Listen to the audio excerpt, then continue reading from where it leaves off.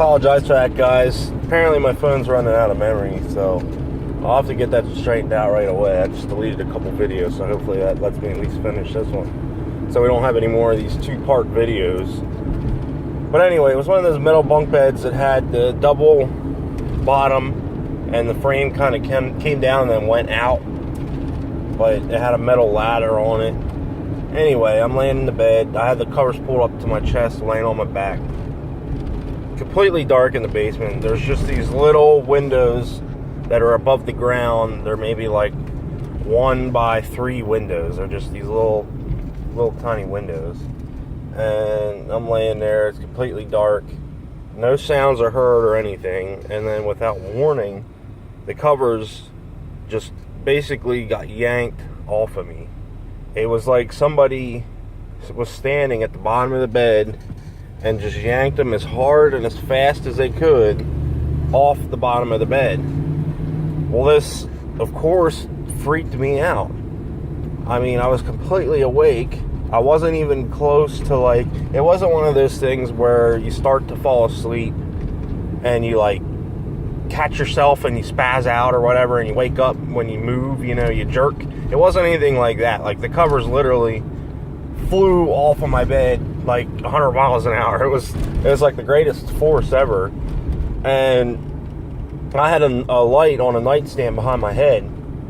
That was the quickest light to get to, so I reached back over my head to turn the light on in a panic and ended up knocking down the light off of the stand and breaking the bulb. So that wasn't going to work. So I had to now stand up in the darkness of the basement, which is just, I mean, you can barely see your hand in front of your face. So I had to stand up in the dark of the basement, walk across into the center of the room to the bottom of the bed where the covers were, and there was a wall switch that I had to turn on, and that turned on the light in on the ceiling light. Once I did that, I was expecting to see my brother down there. I did have a little brother at the time. I still do. I don't know why I said it that way, but I still have my little brother. He's doing well. But anyway, I thought, well, maybe it's my little brother. You know, he's trying to play a trick on me or whatever. So I'm looking around, don't see anybody, don't hear anybody, nothing. And I notice that the only thing that's out of place is the covers are on the floor, and they are stretched on the bottom of the bed. From the bottom of the bed, where the foot of the bed is, they're stretched all the way over across the room to this little gas fireplace that we had down there at the time, which was my heat.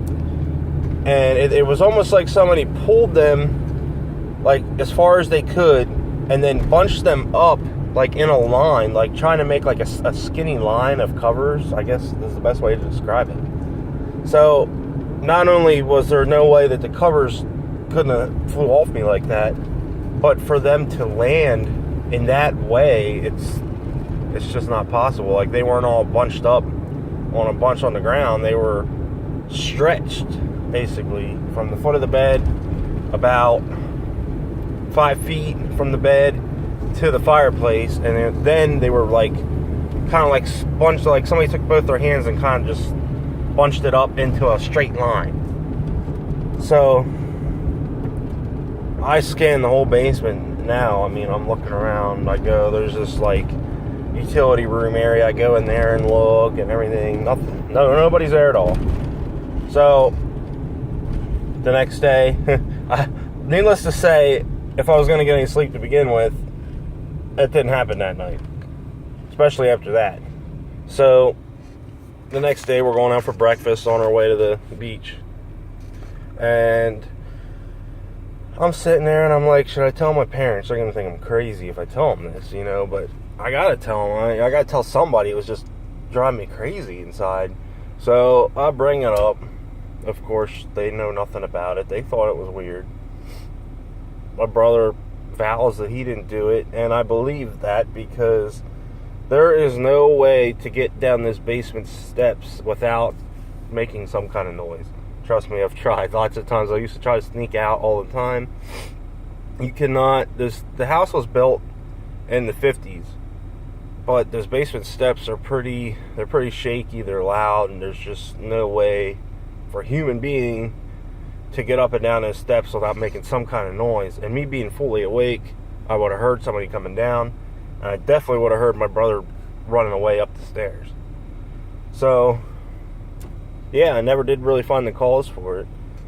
So, after that, my dad started to tell me this story that he had where he was sitting in the living room the one day watching TV, and out of the corner of his eye, he saw something walk past. He wasn't sure whether it was a person. He just saw something move out of the corner of his eye, and he wasn't sure what it was. So that was strange. And my older brother, who didn't live at the house at the time, told me a story. It was, I guess, a mutual experience that him and my sister had together, where they both saw this figure down this hallway. It was an actual person. We have a long hallway upstairs, and basically they saw this figure walk from my parents' bedroom. They walked across the doorway, and it was just this guy. They didn't really describe him. They just said it was an older man. And that was it. They went in the room. Nobody was there. It freaked them out. So there was definitely plenty of paranormal experiences that were had in the house. I had some after that weren't as great as the cover. Well, nothing was as great as the covers ever. And I actually got into paranormal investigation because I wanted to find more stuff like this. Like, I found myself going on these little investigations, and I wasn't finding anything. So we kind of joined this paranormal group, and things just we didn't really have any experiences. Things were just kind of like dead. Like, there was really nothing solid that happened when I was young, to compare to that.